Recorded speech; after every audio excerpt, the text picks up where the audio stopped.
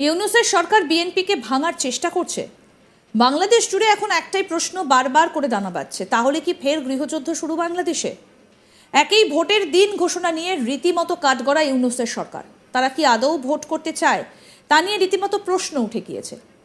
বিএনপির তরফেও ইউনূস সরকারের বিরুদ্ধে ভোটে অনীহা নিয়ে প্রশ্ন উঠছে। বাংলাদেশের সচিবালয়ে অগ্নিকাণ্ডের ঘটনায় সকাল থেকেই সেদেশের রাজনৈতিক পরিস্থিতিতে একেবারে হুলতাল পড়ে গিয়েছে।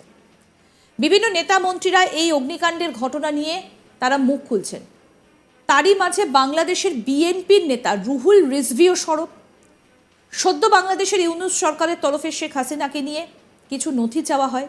সেই প্রসঙ্গ তুলে বিএনপি নেতা বলেন, সরকার গুরুত্বপূর্ণ নথি চাওয়ার পরই সচিবালয়ে অগ্নিকাণ্ড নিয়ে মানুষের মনে একাধিক প্রশ্ন রয়েছে।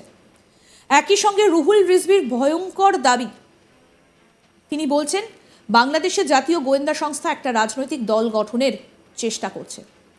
রিজভী ঢাকায় বৃহস্পতিবার রিপোর্টার্স ইউনিটের একটা আলোচনা সভায় যোগ দিয়েই অভিযোগ করেছেন। তিনি আরও বলেন, বিএনপিকে ভাঙার জন্য এই সরকারের ভেতর কেউ কেউ চেষ্টা করছে কিনা, কেউ কেউ কাজ করছে কিনা নাকি তা ভাবাচ্ছে। বিএনপির যুগ্ম সচিব রিজভী আরও বলেন, রাষ্ট্রীয় গোয়েন্দা সংস্থা একটা রাজনৈতিক দল গঠনের জন্য চেষ্টা চালাচ্ছে। ভাবতে পারেন, এবার তো রীতিমতো নিজেদের মধ্যেই শুরু হয়ে গেল ঝামেলা।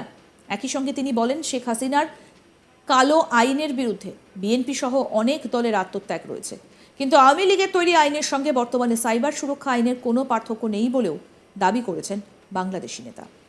কি বলছেন বিএনপি নেতা রুহুল কবির রিজভী, শুনব।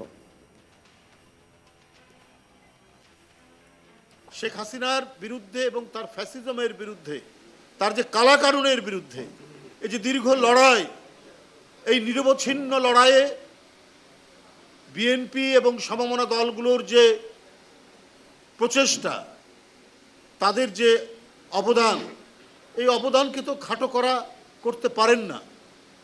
এই তাদের নিরন্তর আন্দোলন সংগ্রামের মধ্যে দিয়ে কত আত্মত্যাগ, এখানে জনপ্রতিনিধি আছেন, এমপি আছেন, এইখানে কাউন্সিলর আছেন, এখানে ছাত্র নেতা আছেন, এখানে অধিকারের অ্যাক্টিভিস্ট আছেন, এনজিওর নেতারা আছেন, শ্রমিক নেতা আছেন আমিনুল ইসলামের মতো।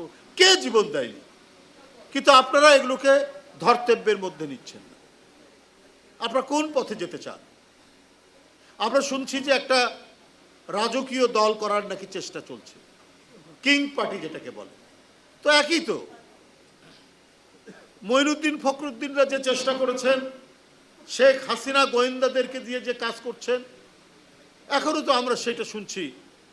গোয়েন্দা সংস্থার বিভিন্ন লোকরা বিভিন্ন এলাকায় গিয়ে মানুষজনকে বলছে যে অমুক অমুক লোকের সাথে আপনারা যোগাযোগ করুন। এটা তো করতে পারে না। এর জন্য তো এত আত্মদান মানুষ যেটি করেছে তারা তো করতো না। ওই পরিস্থিতি যদি আবার ফিরে আসে যে রাষ্ট্রীয় গোয়েন্দা সংস্থাগুলো কারা কারা নির্বাচিত হবেন, কারা কোন রাজনৈতিক দল করবেন, এইটা যদি নির্ধারণ করে দেন, তাহলে শেখ হাসিনার বিরুদ্ধে লড়াইয়ের কি আর থাকলো? এটার আর কি দাম থাকলো? এর তো আর কোনো দাম থাকলো না। শেখ হাসিনাও এই কাজ করেছে। উনি তৃণমূল থেকে জাতীয় পর্যায় পর্যন্ত গোয়েন্দা সংস্থা দিয়ে তিনি বিরোধী দলের লোকজনকে ধমক দিতেন, চেষ্টা করাতেন যে বিএনপি থেকে তাদেরকে যেন সরিয়ে দেওয়া যায়, তারা যেন আরেকটি রাজনৈতিক দল গঠন করতে পারে, তারা যেন বিএনপিকে ভাঙে। এই কাজটাই তো 16-17 বছর শেখ হাসিনা গোয়েন্দা সংস্থাগুলোকে দিয়ে করিয়েছেন। এখন আমরা আবার শুনছি যে গোয়েন্দা সংস্থার লোকরা নাকি একটি রাজনৈতিক দল গঠনের জন্য কাউকে কাউকে সমর্থন দেওয়ার জন্য বিভিন্ন জায়গায় তারা কাজ করছে। এই ঘটনা কিন্তু এদেশের মানুষ মেনে নেবে না। এই দেশে একটি প্রকৃত গণতান্ত্রিক পরিবেশ, যে মানুষ যে দলকে পছন্দ করে তাকে তারা ভোট দেবে, যে মানুষ যে রাজনৈতিক দল গঠন করতে চায় তারা সেইভাবে রাজনৈতিক দল গঠন করবে। এখানে কোনো নির্দেশনা, এখানে কোনো হুমকি, এখানে রাষ্ট্রের কোনো খবরদারি থাকবে না। এইটাই হচ্ছে প্রকৃত গণতান্ত্রিক সমাজ, এটাই হচ্ছে প্রকৃত গণতান্ত্রিক রাষ্ট্র।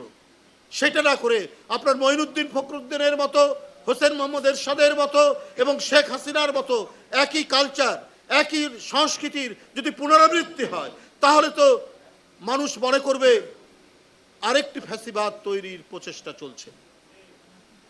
এটা হতে দেওয়া যেতে পারে না। একটি নতুন আইন পাশ করা হয়েছে, সাইবার সুরক্ষা অধ্যাদেশ 2024, যেখানে কারা পাশ করেছেন? অধিকার নিয়ে যারা কাজ করেছেন, এই ধরনের উপদেষ্টাগণ, ছাত্রনেতারা, যারা এই আন্দোলন, জুলাইয়ের আন্দোলন ছিলেন। আমার কাছে বিস্ময়কর মনে হয় তাদের হাত দিয়ে কি করে এই আইনটি পাশ করা হলো। ভারতের বিরুদ্ধেও ফের ফোঁস করে ওঠেন তিনি। বাংলাদেশের এই নেতা ফের প্রশ্ন তোলেন, ভারতের শেখ হাসিনার আশ্রয়কে কেন্দ্র করে ভারত গণতান্ত্রিক দেশ হয়ে শেখ হাসিনাকে আশ্রয় দেয় কিভাবে? এই প্রশ্নটাও কিন্তু খুব স্বাভাবিকভাবে তিনি তুলেছেন।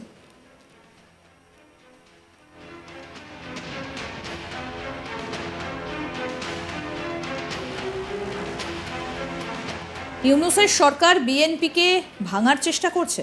বাংলাদেশ জুড়ে এখন একটাই প্রশ্ন বারবার দানা বাঁধছে, তাহলে কি ফের গৃহযুদ্ধ শুরু বাংলাদেশে? একেই ভোটের দিন ঘোষণা নিয়ে রীতিমতো কাঠগড়া ইউনূসের সরকার। তারা কি আদৌ ভোট করতে চায়, তা নিয়ে রীতিমতো প্রশ্ন উঠে গিয়েছে। বিএনপির তরফে ইউনূসের সরকারের বিরুদ্ধে ভোটের অনীহা নিয়ে প্রশ্ন তুলছে।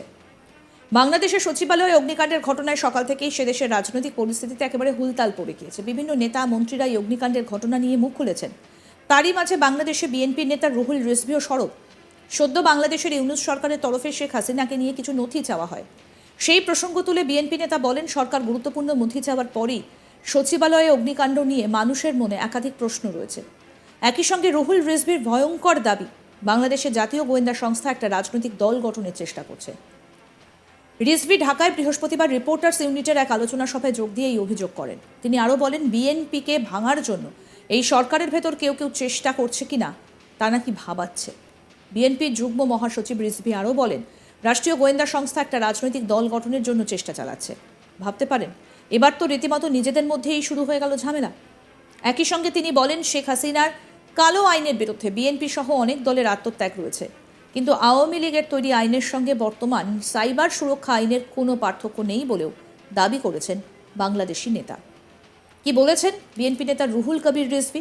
আসুন শোনাই আরেকবার। শেখ হাসিনার বিরুদ্ধে এবং তার ফ্যাসিজমের বিরুদ্ধে, তার যে কালাকানুনের বিরুদ্ধে এই যে দীর্ঘ লড়াই, এই নিরবচ্ছিন্ন লড়াইয়ে বিএনপি এবং সমমনা দলগুলোর যে প্রচেষ্টা, তাদের যে অবদান, এই অবদানকে তো খাটো করতে পারেন না। এই তাদের নিরন্তর আন্দোলন সংগ্রামের মধ্যে দিয়ে কত আত্মত্যাগ, এখানে জনপ্রতিনিধি আছেন, এমপি আছেন, এইখানে কাউন্সিলর আছেন। আরও আপডেট পেতে দেখতে থাকুন আজ তাক বাংলা, সাবস্ক্রাইব করুন।